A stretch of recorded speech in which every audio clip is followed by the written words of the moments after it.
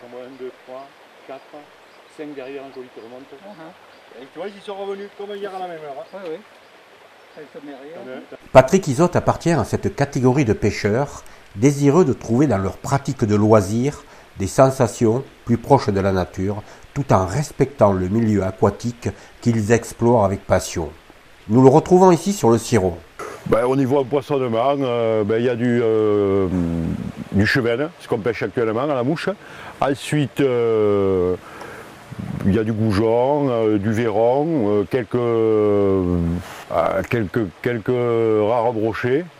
Et puis bien sûr, ça c'est pour la population sauvage.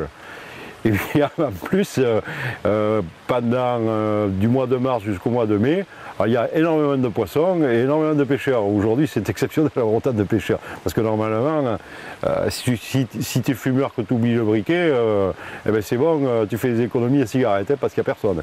Et donc pour en revenir de l'ouverture de la pêche à la truite, c'est-à-dire du deuxième samedi de mars au mois de mai, on va dire, tous les 15 jours, il y a des lâchers de truite de cirque. Donc il y a beaucoup de monde. Mais bon, c'est du poisson d'ersatz qui, à la limite, peut-être pas très bon pour les populations autochtones de petits poissons comme les goujons et les verrons, parce que le peu de temps qu'elles restent, elles se font bouffer, quoi. Ces mots peuvent paraître sévères, mais ils reflètent parfaitement les positions de beaucoup de pêcheurs aujourd'hui. Ils attendent une prise de conscience collective pour faire évoluer leurs pratiques. Faut-il encore convaincre les instances fédérales? Les responsables de la fédération de pêche, ils sont contents parce que ça leur fait monter le nombre de permis, quoi. C'est du gros clientélisme.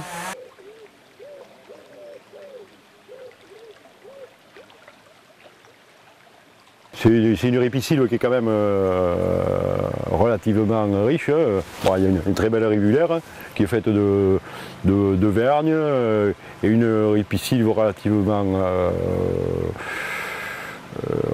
riche. Ici on est à Saint-Chaprignac, on est sur un site remarquable, Natura 2000. Et avec un lavoir qui... il y avait un château autrefois et il y a un lavoir qui est classé là. Et dans la vallée du Ciron aussi, ce qu'il faut savoir, c'est que c'est une des plus grandes vallées, c'est une extrême richesse au niveau biodiversité. Voilà, environ 400 variétés d'orchidées. Bon, pas les orchidées qu'on trouve chez le fleuriste. Et ce qui est encore plus rare, c'est que c'est la plus grosse forêt de peupliers noirs d'Europe. Là, pour trouver plus grand, il faut passer l'Oural. Tu sais où c'est qu'il y en a? Au milieu des herbes. Hein. Bien, Alain. Tu vois comment il fallait faire pour aller se le chercher, Raphaël? Mais toi, tu peux pas, là, c'est pas possible. Eh non. La sensation, c'est difficile de parler de la sensation, mais si tu veux, ça tient plus à de la chasse qu'à de la pêche. Parce qu'en définitive, tu pêches carrément à vue. Donc tu arrives avec une imitation que tu fais qui est à base de poils ou de plumes. Le but, c'est de faire poser, c'est de faire croire au poisson que c'est un insecte.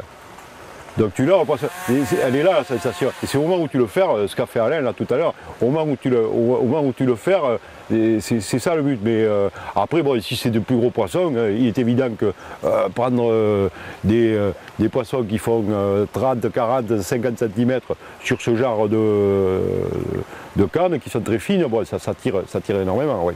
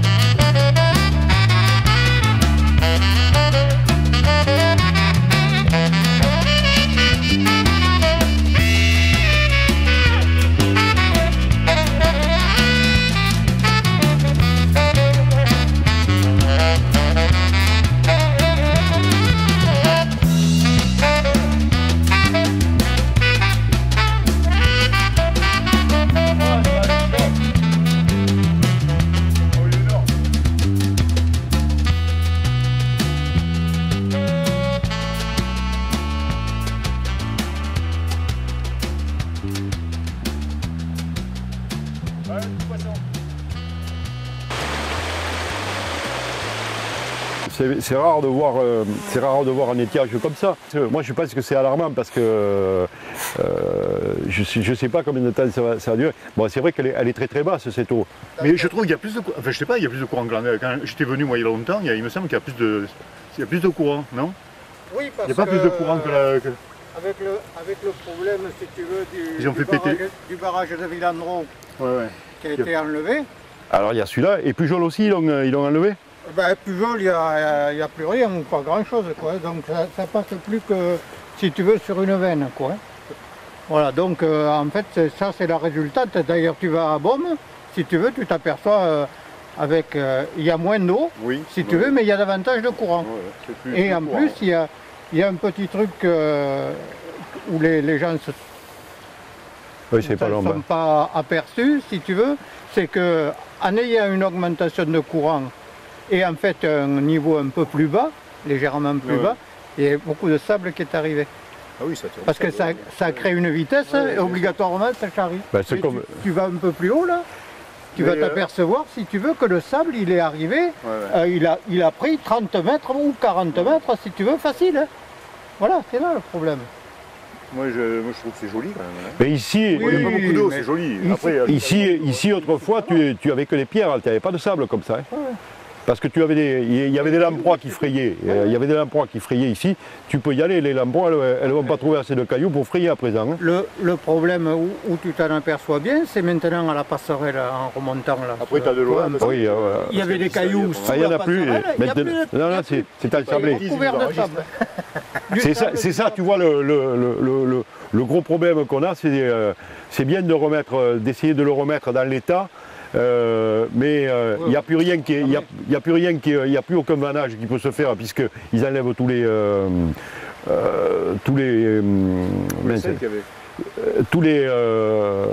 les barrages et coup d'opération, il y a une grosse montée de sable.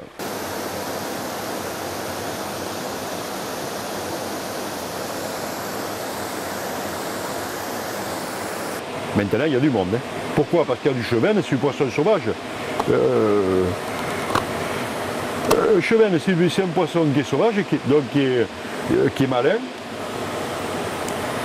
et qui se... Alors après, on a beaucoup de petits spécimens, mais un spécimen, déjà, il tirait celui qu'il a pris Bernard tout à l'heure. Un spécimen qui fait 30-40 cm, ça vaut allègrement une truite, hein, au niveau combat. Il y a quand même encore des gens qui pêchent pas uniquement pour bouffer. Ce genre d'animal ne se consomme pas. Hein. C'est plein d'arêtes. En fait, mais bon, est-ce que le but de la pêche, c'est aussi aller à la pêche pour garder du poisson pour le consommer? Oui et non, quoi. Après, ça dépend comme on le voit, si on le voit d'une façon sportive ou d'une façon alimentaire. Je ne fais pas une sortie sans rencontrer des gens qui pêchent à la mouche. Alors qu'il y a si peu de temps, on ne voyait personne. On tombe sur des poissons qui sont plus, c'est intéressant, qui sont beaucoup plus sauvages, beaucoup plus méfiants. Voilà.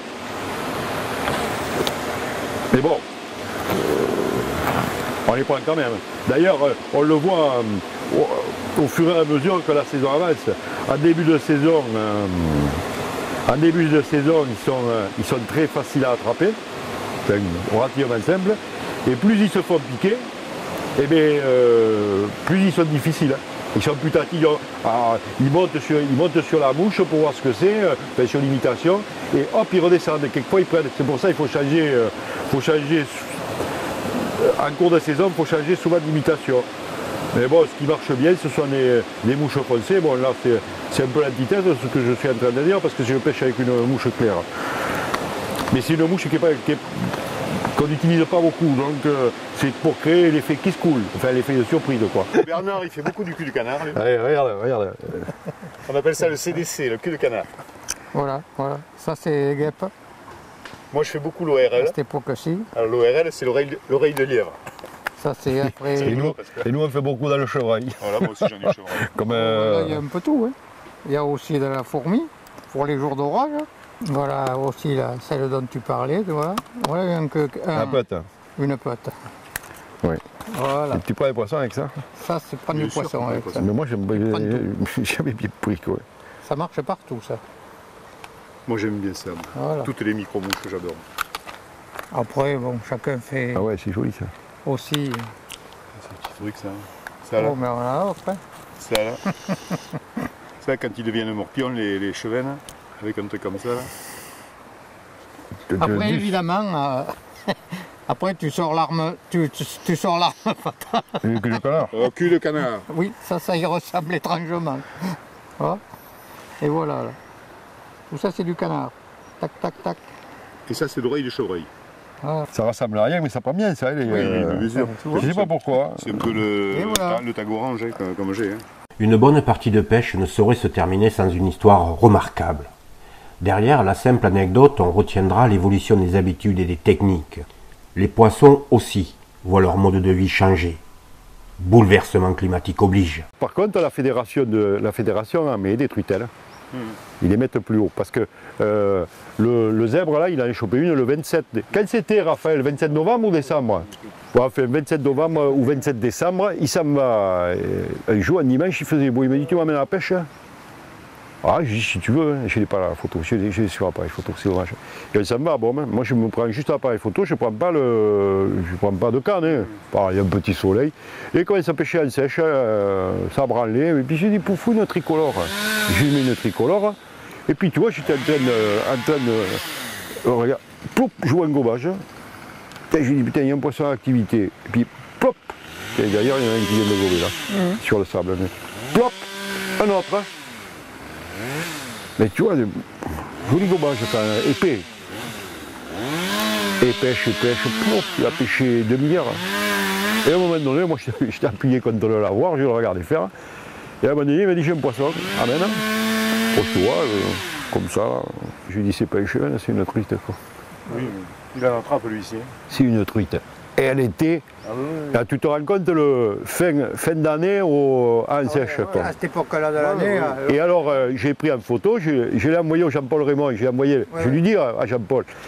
Et ils ont regardé, Jean-Paul me dit: mais tu vois, alors c'est là, il m'a dit: on lâche des truites, des truitelles. Ouais. Et alors après, elles se répartissent. Mais bien sûr, il me dit: on ne va pas le chanter sur les toits parce qu'ils vont toutes les attraper avec les crochets, ils vont tout tuer.